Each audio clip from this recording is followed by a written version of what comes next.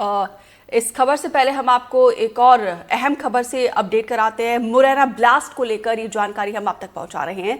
19 घंटे के बाद महिला और बच्ची का शव मिला है। शवों को मलबे से निकालकर पोस्टमार्टम के लिए भेजा गया है। मलबे में पटाखा और बारूद के अवशेष नहीं मिले हैं। सिलेंडर ब्लास्ट की फॉरेंसिक जांच भी कराई जाएगी। कल दोपहर करीब 12 बजे ये घर के भीतर ही सिलेंडर ब्लास्ट हुआ था।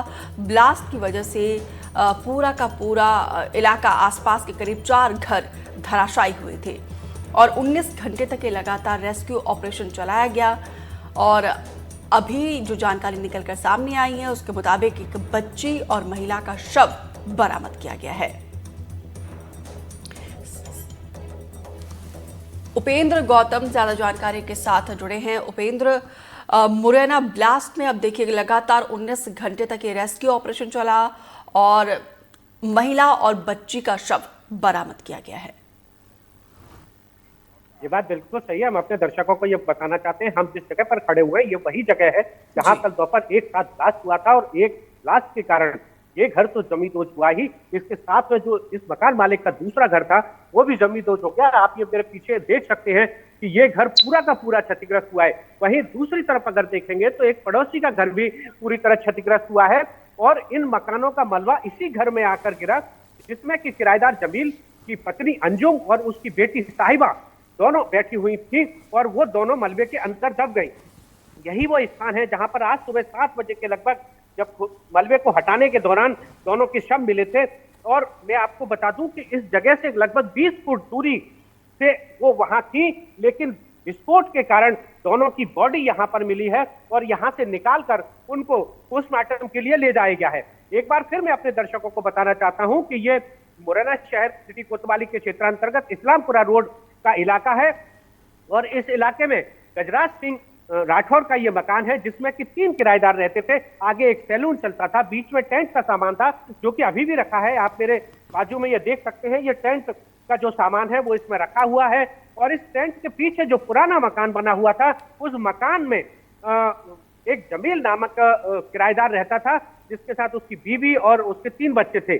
खुशकिस्मत की बात यह थी कि जमील जब सब्जी मंडी गया था उसकी बीवी और उसकी बेटी घर पे थी, उसके दोनों बेटे स्कूल में पढ़ने के लिए गए थे और उस वजह से वो तीनों के तीनों सुरक्षित हो गए। घटना के बाद ही तत्काल जानकारी मिलते ही पुलिस ने जमील को अपनी सुरक्षा में ले लिया गया था और जब रात को 12 बजे तक बॉडियों का पता नहीं चल रहा था तो जमील को मौके वारदात पर लाया गया और वहां से उनकी खोज की गई और उसी के आधार पर लगातार खुदाई की गई, मलबे को हटाया गया। जैसा कि हमने बीती रात को भी बताया था कि मध्य रात्रि तक 12 घंटे के रेस्क्यू के बाद भी लगभग 4 से 5 फुट नीचे मलबे को हटाया गया और उसके बाद ये शव आज सुबह 7 बजे यहाँ मिले हैं। इन दोनों को पोस्टमार्टम के लिए ले जाया गया है। पुलिस का कहना यह है कि प्रथम दृष्टया ये सिलेंडर ब्लास्ट से घटनाक्रम हुआ है, लेकिन लोगों का कहना यह है कि इस मकान के अंदर कुछ पटाखा स्टोर किया गया था दिवाली पर बिक्री के लिए, उनमें भी एक बड़ा विस्फोट हुआ है इसी कारण। लेकिन पुलिस का बिल्कुल स्पष्ट कहना है कि प्रथम दृष्टया सिलेंडर ब्लास्ट है और फॉरेंसिक से इसकी जांच कराई जाएगी कि अगर इसमें कहीं पटाखे के अवशेष मिलेंगे तो उसकी फॉरेंसिक से जांच कराएगी। हालांकि अभी उसने ये कहा है कि बारूद के कोई अवशेष यहाँ पर नहीं मिले हैं। जी उपेंद्र, क्या फॉरेंसिक जांच की रिपोर्ट आई है उसी में ये रिजल्ट आया है कि यहाँ पे कोई पटाखे के अवशेष नहीं मिले हैं? जी नहीं, अभी फॉरेंसिक ने कोई जांच नहीं की है, लेकिन पुलिस का कहना यह है कि फॉरेंसिक दल को इस स्थान पर भेजा जाएगा और इस मलबे को सुरक्षित हटाकर इसमें नीचे जांच की जाएगी कि कहीं इसमें बारूद तो नहीं थी, कहीं पटाखे के अवशेष तो नहीं थे। लेकिन पुलिस अभी कह रही है और ये फॉरेंसिक जांच कब होगी इस पर भी एक बड़ा प्रश्न चिन्ह है। लेकिन प्रथम दृष्टया उन्होंने ये स्पष्ट कर दिया है कि ये जो ब्लास्ट हुआ है वो सिलेंडर के नोजल से लीकेज के कारण, एक साथ गैस लीकेज के कारण ब्लास्ट हुआ है। इसी कारण के सारे मकान एक साथ ध्वस्त हो गए। आप मेरे पीछे देख सकते हैं कि ये जो चौथा मकान है, इस मकान के अलावा पीछे जो पिछवाड़े पे मकान था ब्लास्ट के ऊपर वो भी धराशायी हुआ है। इसके आजू बाजू के जो मकान थे उनमें भी कई मकानों में दरारें आ गई हैं, यानी कि इस एक विस्फोट के कारण आधा दर्जन से अधिक मकान क्षतिग्रस्त हुए हैं। और इस जब धमाका हुआ था तो इसकी 1 किलोमीटर अराउंडिंग तक धमाके की गूंज सुनाई गई थी। आधा किलोमीटर तक इस मकान के जो पत्थरों के ईंटों के टुकड़े थे वो जाके लोगों की छतों पे गिरे, मकानों के ऊपर जाके गिरे, जिस वजह से इस दहशत पैदा हो गई थी।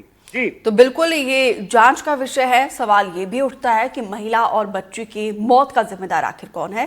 फिलहाल विस्तार से जानकारी देने के लिए, तस्वीरें दिखाने के लिए आपका बहुत बहुत धन्यवाद। छत्तीसगढ़ के उप मुख्यमंत्री अरुण साव ने दुर्ग के भिलाई का दौरा किया, जहां पे उन्होंने भिलाई चरौदा नगर पालिका निगम में 23 करोड़ 29 लाख की